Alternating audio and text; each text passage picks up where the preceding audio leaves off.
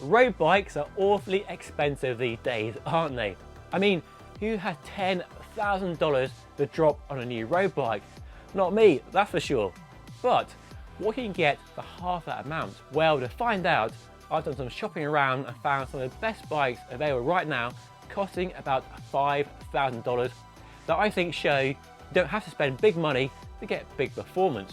Now, okay, there's still a big chunk of cash, but it's a lot more appetizing than $10,000 if you're in the market for a new road bike. I don't think from looking at the bikes in this video, you're getting half the performance. Far from it. And at the end of the day, it's all about the rider powering the bike anyway. At this price, you can expect a nice high quality and lightweight carbon frame from most of the big players in the market right now. Electronic group sets are very common from Shimano and SRAM, and I've brought together a selection of aero, lightweight and endurance models to keep everyone happy. A real smattering of choice depending on your preference for riding a bike. Right, let's dive in. I reckon most people's search for a new road bike these days starts with Canyon. So I've decided to pick an endurance road bike here just to spice things up, and because endurance bikes are in a really good place right now. Loads of performance and loads of comfort. And because this bike looks great value for money if you want a fast, smooth and comfy road bike. And in my experience, the Endurace is a pretty fast riding bike regardless of its category. You get great kit on a Canyon road bike, as this one demonstrates the benefit of buying direct, and the Shimano Ultegra Di2 group set is a step above the 105 or SRAM rival, more common in this price range as we'll see throughout the rest of the video. You even get a power meter on this bike as well, which a lot of bikes in this video don't offer. The only possible downside is that one-piece handlebar doesn't allow easy changing if you want a longer or shorter stem, but I reckon the vast majority of people buying a Canyon will find the stock handlebar just fine. But if you're an outlier in terms of height and bike fit requirements, then it might be a challenge changing that handlebar to suit your fit.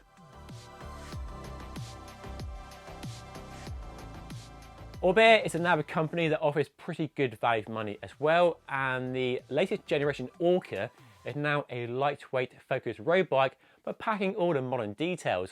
Orbea's Orca has been around for over 20 years now, which is a long time for a bike model, and it's a frame that changed a lot over the years. In the early days, a very distinctive, cool looking bike. In the last few years, a bit more generic looking, but now there's actually two models.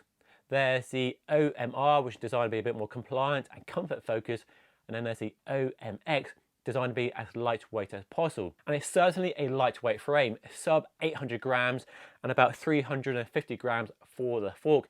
So definitely in that lightweight category, along with a Trek Mondo and that Specialized Athos. So you want a lightweight bike. While this model won't be super lightweight, it's a good platform to build a lightweight bike with upgrades in the future. You can also customize the specification of the bike as well. So the stock price of the bike being $4,700 allows space to add a SRAM power meter to bring the price up to just under $5,000.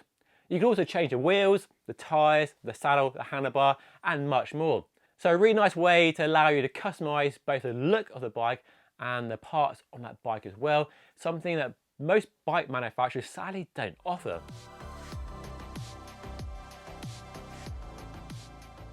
US brand Ventum has been gaining popularity in recent years, and I really liked the company's NS1 road bike when I rode it last year. Link to that review up above and down below. So it's an aero bike, carbon fibre frame and fork with its own one-piece carbon handlebar and stem, and full internal routing. And I found, in my experience, it gave great performance, plenty of speed and good handling, and a good level of comfort as well. And Ventum is similar to Canyon in offering great value for money by selling direct. There's no bike shops or dealers. But unlike Canyon, you can actually customize the build of the bike. So in this example, I've taken a stock bike and added some Zip 303S wheels to bring the price up to just over $5,000. There's also a range of colours to choose from as well. I like the fact, similar to Orbea, you can customise the look and the parts of the bike to suit your requirements and price point. And while based in the US, the company does ship around the world. They ship to the UK, although it's definitely worth checking out the shipping costs, which are a few $100s depending on where you're based. Okay, a quick break to tell you about Squarespace, the sponsor of today's video. Using Squarespace to build a brand new website really couldn't be any easier. And it's now even simpler thanks to Blueprint, which harnesses the power of AI to guide you through the process of building a totally personal and bespoke website. You simply answer a few questions and hey presto, your online presence is generated right from the ground up in a matter of minutes. It really makes the process of building a website as simple as it gets. And from there, you can customize the website using the Fluid Engine drag and drop interface and change the styling and add extra features and colors and text and all the tools you need to build a website for any purpose. So from launching an online store for selling cool bike products with flexible payments offering customers the chance to buy now and pay later, or maybe you just want an online gallery for your photos, you want to start blogging, you have a newsletter you want to promote, whatever it is, there's a website solution for you on Squarespace. And best of all, you can start a free trial right now to find out for yourself just how easy it is. And if you enjoy that free trial, well, 10% of your first purchase of a website or a domain name. I'll put a link to the website and my special code down below in the description. Right, on with the video.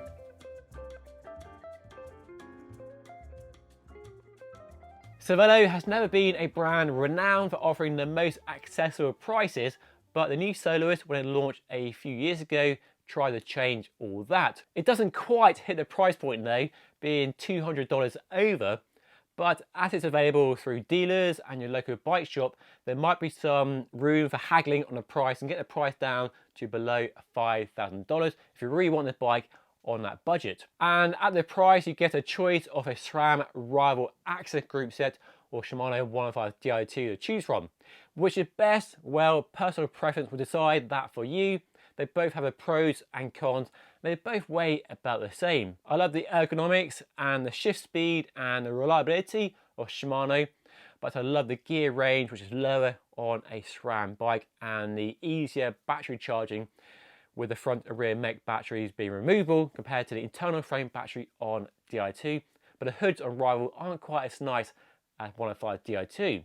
The nice thing about the Soloist is you get plenty of aero, but a regular two-piece stem and handlebar, which at its price point means you can customize a fit perfectly. You can change the stem, change the handlebar, go more aero, or go narrower, wider, whatever your preference is. The higher end bikes usually have a one-piece carbon aero handlebar and stem, which is great if it fits you, but if you need to change it, it's a bit of a hassle. And that on this price point makes a lot of sense, makes it easier to look after and just a more real world friendly bike.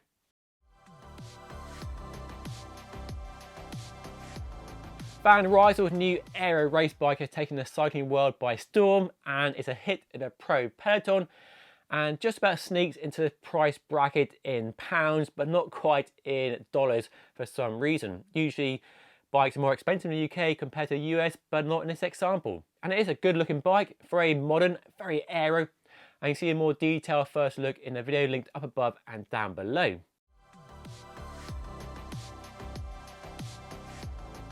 Now, sadly, Specialized won't sell you a Tarmac SL8 at this price point yet. Maybe in the next few years when the SL9 comes out. But right now, they still have the SL7 at a low price point. That's the Specialized way. When the new model comes out, the previous model slipped down to a low price point. And this bike with Shimano 105 Di2 costs $4,500, so well under price, but there is a blemish on the specification list. And that blemish is the alloy DT Swiss wheels, not carbon wheels that you can get on other bikes in this video. And the wheels are perfectly functional, they're not super heavy, but they're not carbon fiber, they're not lightweight, and they're definitely not aerodynamic. But if you really want a Specialized and are happy to throw some money at a future upgrade with the wheels, or you maybe have some wheels already which you can put on, the SL7 is a good choice. Yes, not as light as the new SL8, but pretty much as fast in the wind tunnel, and some might say a better looking bike as well. Certainly not a bad bike compared to the SL8, just not as light. That's the main difference really on paper. It's a similar story with Cannondale, the new Supersix Evo, which is a great bike in a top level trim. Here costs $4,500 with a Shimano 105 Di2 group set, which is cool, but you only get DT Swiss R470 wheels, so lacking in the wheel department compared to other bikes in this video. But like the Tarmac, if you really want a Supersix Evo and are happy to buy some new wheels, or you might have some wheels already you can put on the bike, you are getting a very good frame indeed with the company's latest technology, and definitely a good step forward from the previous generation Supersix Evo.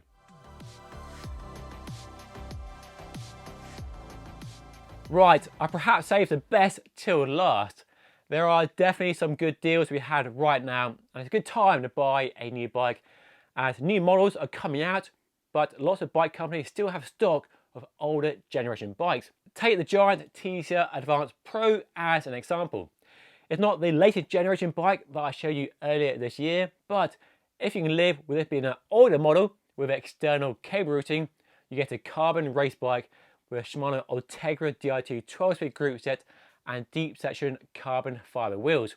So you get a lot more bike for your money. That discount makes this a really appealing option in this video. Getting a better group set, getting really good wheels and a great frame. The only blemish is the external routing versus internal routing on the new bike and the other bikes in this video, like the Ventum and the Orbea and other examples. So all that makes this the best value bike in this roundup of $5,000 bikes, and the one I would probably buy if push came to shove. But do let me know what bikes you think are worth mentioning in the $5,000 space, and maybe you're in the market for a bike and you're shortlisting a few, so let me know by leaving a comment down below. And if you want to see a review of that giant TCR, the new version, then do watch the video right up here. And of course, don't forget to subscribe by hitting the button right here. But that's all for today. Thank you so much for watching. I'll see you again very soon.